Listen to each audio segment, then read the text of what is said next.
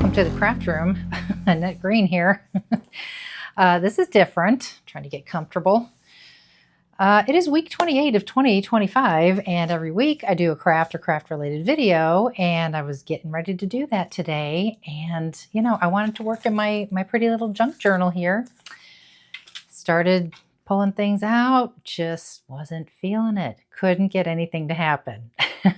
It doesn't happen very often, but I know that a lot of you can relate to kind of losing your creative spark, your mojo, whatever you want to call it. So that's what the video is going to be about today. I have many ideas that I want to share with you when this happens to you.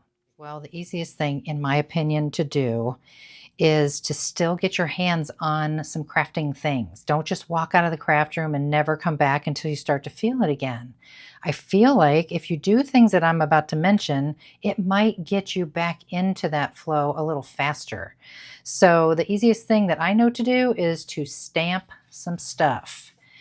Stamp things that you can color in or that you can fussy cut or both. So here's some great examples, and I'll tell you some really great stamp sets that I have that are going to be perfect for that. Yeah, just stamp things.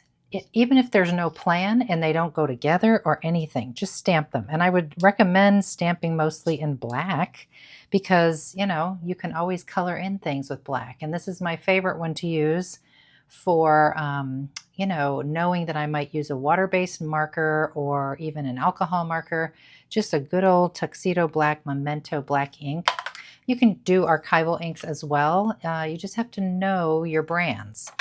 So what I grabbed here is a big stamp from David, and it's for Elizabeth Craft Design CS401 Laced. And I've had it for a while and I haven't used it, and it's got this big, beautiful lacy stamp. And I hadn't used it, so I thought, well, I'm just going to stamp a whole bunch of those in different colors onto craft because this stuff will probably still make it into my junk journal, and I want it to have that little bit of a vintage grungy feel. So I did. I just stamped in black, and this is Portobello, this is Strawberry, this is Shady Lane, and then there's a hare. And I want to do one more for you with Golden Meadow. And just by using inks, pulling out your stamps, I feel like this is a step in the right direction. And this is a big, beautiful stamp, and it's, sort of experimenting as you go as well, which sparks some creative thought in itself. Because once you get to stamping, you might be like, oh, this might be nice as a die cut after I stamp it, like some kind of pretty shape. Let's say the silhouette of a bird. See, I didn't think of that before. I thought of that just now as I'm talking to you. So just by doing that, you start to just let your mind wander, and potentially you could come up with an idea, but there's no need to rush it. That's the important thing, is be gentle with yourself and don't push too hard. That's why some of these ideas might work for you. Okay, some of those really great stamp sets I was mentioning in my Everyday Elements line for Elizabeth Craft Designs. For example, Love and Roses is an excellent one because you have all these different size bees, different views of butterflies, and this one, which I've already colored, is a little bouquet right here. And of course I stamped some of those clocks. I don't know what I'm going to do with them, but I'm getting them stamped. I can throw them into a bin, but if you wanted to take it one step further, then you can go ahead and take the time to color it. Even if you don't have a plan, just color them, cut them out, put them somewhere, make a pile. And then when your mojo is back, then you can start to use them again. This one is CS385, Flowers in Nature. I know some of these are really hard to see because they're well loved and they've turned very dark. And you see I've started to color in here to test a background match. This is this one here. This one I stamped in a different color, just experimenting with lighter colors because there's a lot of detail. I didn't want to use black on that one. So you can do that. You can just switch up the colors that you stamp in, just like with the lace. And so this one is Strawberries. Be fun to color and cut out later. And then finally, a really nice one is the Travel and Postage set. And there are 4 fun little postcards or postage stamp collages in this set that are really fun to color. So definitely stamping, coloring, fussy cutting, great things to do when you're just not feeling it. Another great thing that you can do that kind of still keeps your hands on your crafting supplies and your tools is you can make swatch samples of your colors, whether it be, like in this case, these are my Zig water-based markers. These are the Olo markers, which are alcohol ink markers. They provide you a chart, as does Zig, and you can print it out on your printer and color it in. That's a great thing to do. Also, just kind of organizing your colors. So I just recently got 2 more of these little tins, and I have all the larger ink pads, but I thought I just do love using the minis when I do Facebook Live, so I don't have all these huge pads on my desk, or if I'm traveling and I want to take these on the go. So I went ahead and I had 2.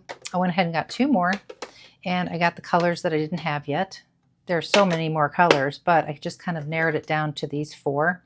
And I don't know if you knew it or not, but on the Ranger website, which makes all the distress inks, they have little printables, of course, where you can print out the labels that go with the color. So I like to have one on the front like that, even though we have this one here. When it's on my table and the lid is off, I want to know what color I'm working with. And I know it's on the bottom, but I'd rather see it visually.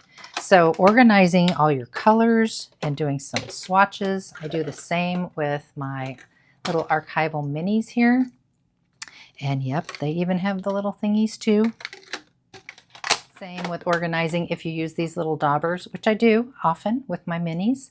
I do have 1 container, this oxides, then archival, then water-based. And so you can always take a moment to go through, if you already have something like this, and look and see, you know, that one needs to be replaced, and you can get a fresh one in there.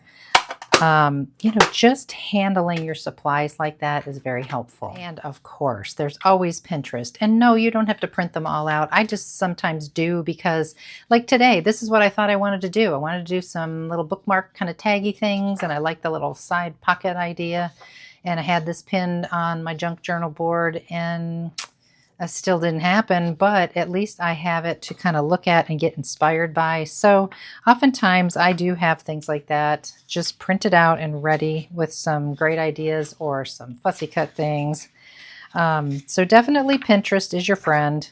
No doubt. Another great thing you can do is, if you're like me, like sometimes you make cards or you have samples and you just throw them into a bin and they just sit there. Well, now's the time. Now's the time to start pulling some of this stuff out and deciding where it needs to be organized and kept. I have a bin right over here behind me with all kinds of wonderful labeled slots on what type of card that I have, like birthday themed or whatever. So why these are not over there, I have no idea, but I need to get them over there because there's no sense in having some stuff here and some stuff over there. And by just picking these things up and going through them and looking at them, I'm reminded of color combinations and little techniques that I tried and like, oh, I could do that again. So it kind of sparks you as you're going through already handmade things. Okay, another great thing you can do is go to your dies. And you can do this with your stamps as well. Go to your dies, especially like this is the Sidekick size dies for Elizabeth Craft Designs, the smaller planner, which I don't use as much. And so I do neglect my Sidekick dies quite a bit. So it's kind of fun to just kind of revisit everything, flip through it. Because like this one, for example, it's an older one, the Sidekick Essentials 12 scallop insert. It has some succulents, this hanging thing here, some leaves. I mean, yes, it has the page die right there. A bucket and a shovel, or a pot and a shovel, the little clippers here. And I'm thinking, gosh, I could really go to my succulents, which is this one here, succulents and pots. So I don't have some of those things that are in this set, so I could combine the two and make a nice planner page or a fun card for a friend. But just by going through some of these things, it kind of sparks an idea. And I've forgotten about this one altogether. And even during this process, you might decide that you don't want some of this stuff anymore. And now you're being very productive by downsizing your craft supplies, making room for new perhaps. So you can donate them, give them to a friend, do a buy-sell trade kind of situation, anything you like. But at least you're in the craft room and you are touching your craft supplies. Okay, another thing you can do is sort and fussy cut. Fussy cut, fussy cut, fussy cut. Or just go through your things and cut out things. Maybe it's not fussy cut, it's just cutting things out.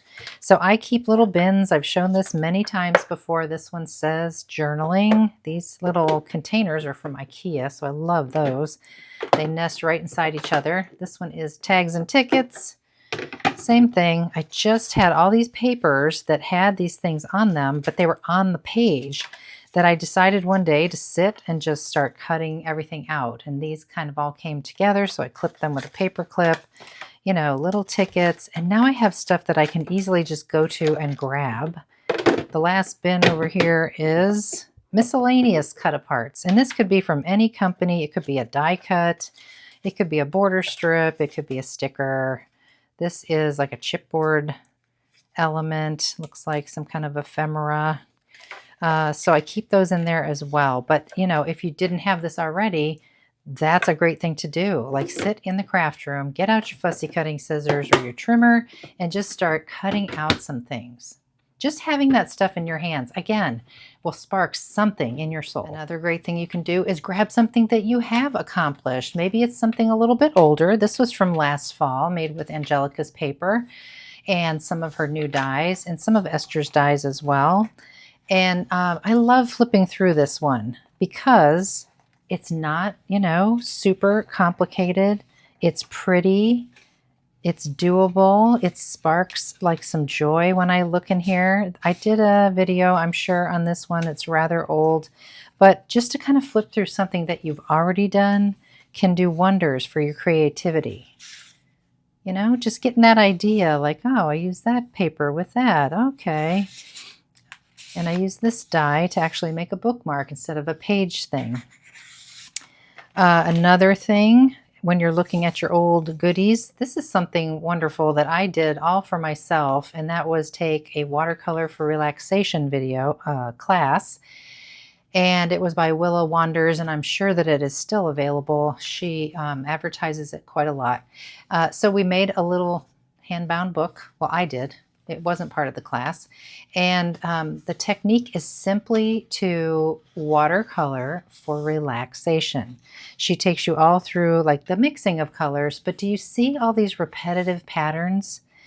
Some of them are like stencils that I traced with a pencil and then painted in. That's how these two are. This one was just loose rectangles and mixing colors in different ways. This one was just very, very random with a pencil all around the page. And when I filled in all the elements, I left some white space.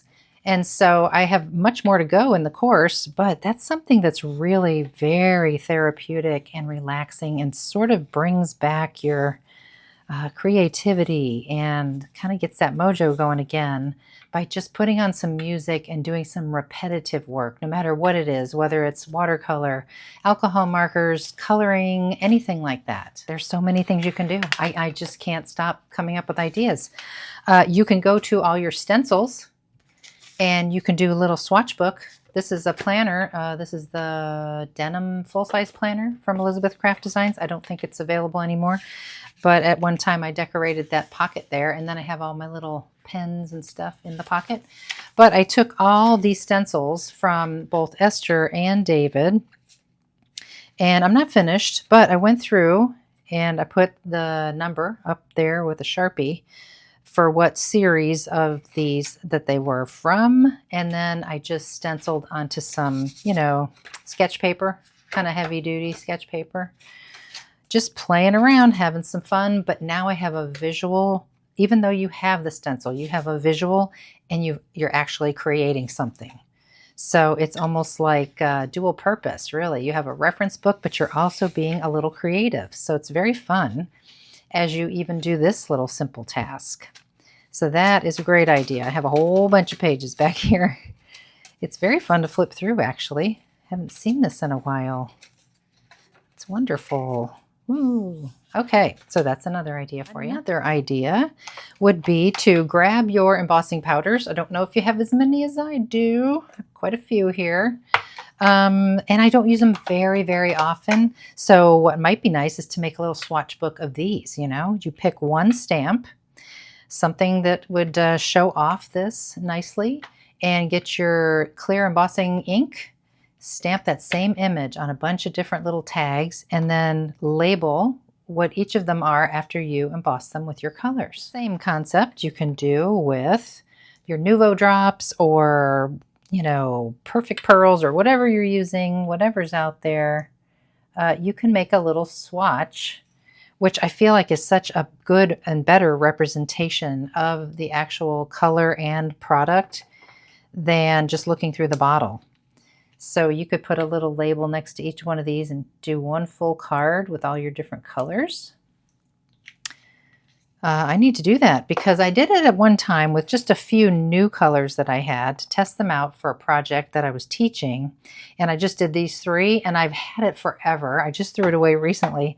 But it was such a great reference. I was always grabbing it all the time to look at those colors, how they look on paper. So that's another great idea. All right, let's go in the closet. That's where all my cardstock is. I have a special lamp in here just so I can show you. And it puts natural white light on everything to give you a better representation than the icky light that I have here in the closet that's very yellow. So I do flick that on here in the closet when I'm looking for color matching. But you can see this is a little bit messy and very jammed packed full and needs to be gone through and sorted. You know, there's a lot of this going on and they don't even go into any kind of envelopes, some of these colors. So I could definitely go through and kind of weed this stuff down a little bit and get things into bags, maybe even instead of crushed in here. Definitely just handling and being around color is very inspiring. Okay, another thing you can do is grab some of your ink pads that you use and give them a little test. This is Speckled Egg. It looks pretty good, but I do this very often, believe it or not. I test these to see who needs to be re-inked, and I'll do that if I'm on a phone call with a friend, something like that, and I do buy the re-inkers. Yeah, see, that one's pretty dry, so I'm going to get my Peacock Feathers re-inker, which of course they look like this, and I can re-ink that and get that all juiced up again. I can do that with all my colors. Another great one, and we've seen this a couple of times now in videos of mine, is make yourself a master board. This does not require a lot of creativity. Grab some scraps, grab a glue stick, get an 8.5 by 11 piece of cardstock, something firm, and just start sticking these things down. You can tear the pieces, you can cut the pieces, but just start gluing them down so that they overlap. And it's amazing what you can do with this down the road. But for now, when you're stuck and you're just not feeling it, just do this much. But if you wanted to take it one step further, then you can grab your ATC dies or your tags dies, or just cut a tag or a circle or anything and get some shapes cut out for you. Put them in your bin. No plan just yet, but you'll have these wonderful backgrounds all prepped and ready. If you want to see the video on this, I'll link it below. I did share a video on putting this together. Okay, another thing you can do is die cut, die cut, die cut. And some people do this as a way to have a reference of their dies. And what they do, I've never done this, but I think it's a wonderful idea. Certainly if you are dry on your creativity at the moment, they take all their dies, they cut them out in black, they mount them onto an 8.5 by 11, white cardstock sheet, and they label the name of the die. So they don't have to flip through their dies, they can flip through a notebook. They put them in a notebook. And this is my Forest Friends and Frames set, just to give you an idea of a couple of things here. But my goodness, that would be a great way to revisit your dies. just to handle them again and be like, oh, I forgot that deer was so cute. I should make this or that. It might spark an idea for you. It's going to be hard to show you, but I know some of you have seen it before. This is an organizer that I made, all DIY, cardstock and paper. But if you're just not feeling like any of those other ideas are working for you, you can actually build something. Like pull up a tutorial on YouTube and make something. And this is a very easy project to make. There are 4 dividers in here. Now I have had this for quite a while, so it's gotten quite a bit of love here, as you can see, a little bit wavy in places. But this was some pretty paper from Esther. I don't know if this was 2 years ago, but yeah, I have a nice tutorial on how to make this, and it's definitely something that you can do if you're just not feeling it. Another great thing that you can do if you have a gel plate, I should say, these rubbery guys. The gel press, gel plate, whatever you want to call it. Cut a whole bunch of paper. Can be sketch paper, nothing super expensive. Thinner is always better. Thick is okay, but just cut a big old stack. And all the same size is great, you know, about the size of your gel plate. And grab some stencils. Grab stuff, anything, you know, sponges, the cap to your almond milk, things that can do texture on your plate, or don't even bother with that. Just grab some paint, get a roller, start rolling a little bit of paint colors on here and press it on there and make a whole bunch of pages of jelly prints. Just using things like this around the house, bubble wrap, burlap, cardboard, corrugation, you know, all that. You can put little designs. There's even a little design on the outside here. I wonder if that would work.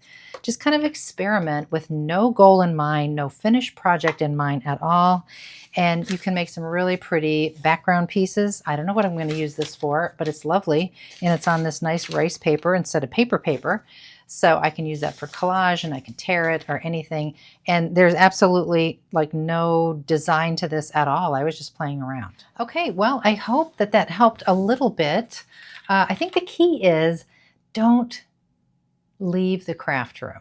Stay there. Stay in your space, your creative space. Be surrounded by all the beautiful things you've made or that people have sent you, and just spend time there. I think the worst thing you can do is shut the door and walk away.